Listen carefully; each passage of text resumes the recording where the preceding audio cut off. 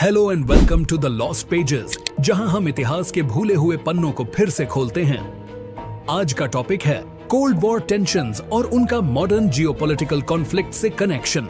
The cold war officially ended in 1991, लेकिन उसकी छाया आज भी दिखती है। यूएस और सोवियत यूनियन अब रूस के बीच रिवॉलरी और प्रॉक्सी वॉर्स ने कई देशों के रिलेशंस और पॉलिटिक्स को गहराई से प्रभावित किया था। चलिए समझते हैं कैसे कोल्ड वॉर इवेंट्स आज की वर्ल्ड पॉलिटिक्स से जुड़े हैं।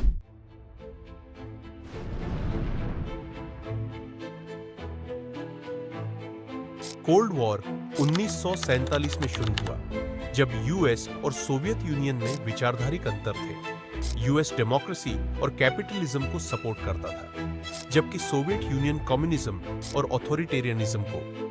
ये टेंशन डायरेक्ट वॉर की जगह प्रॉक्सी वॉर्स जैसे कोरियन वॉर 1950 और वियतनाम वॉर 1955 के थ्रू लड़ी गई। आज की टेंशंस जैसे Russia Ukraine conflict cold war की लेगेसी से जुड़ी हैं। सोवियत यूनियन का कोलैप्स और रशिया के स्फीयर ऑफ इन्फ्लुएंस पर कंट्रोल की कोशिश आज के जियोपॉलिटिकल स्टेज में भी दिखता है।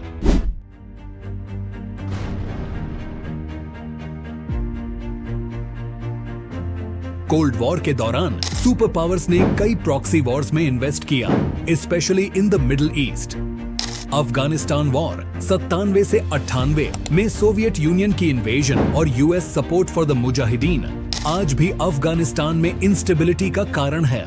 आज भी मध्य पूर्व में अमेरिका और रूस की राइवलरी देखी जा सकती है। सीरिया में रशिया का बशर अल असद की रिजीम को सपोर्ट करना और यूएस का अलग रेबल ग्रुप्स को सपोर्ट करना एक classic cold war style proxy conflict है।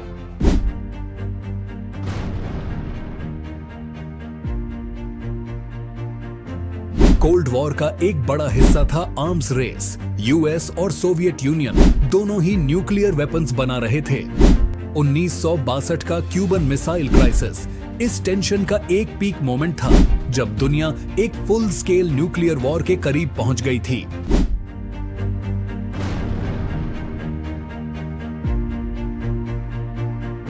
कोल्ड वॉर के दौरान इकोनॉमिक वॉरफेयर का भी एक बड़ा रोल था, जैसे सोवियत यूनियन की इकोनॉमी को वीकन करना। आज के ग्लोबल कॉन्फ्लिक्ट्स में भी इकोनॉमिक सैंक्शंस और साइबर वॉरफेयर का वही रोल है। यूएस और चाइना के बीच ट्रेड वॉर्स और रूस पर लगाए गए इकोनॉमिक सैंक्शंस इसके उदाहरण हैं।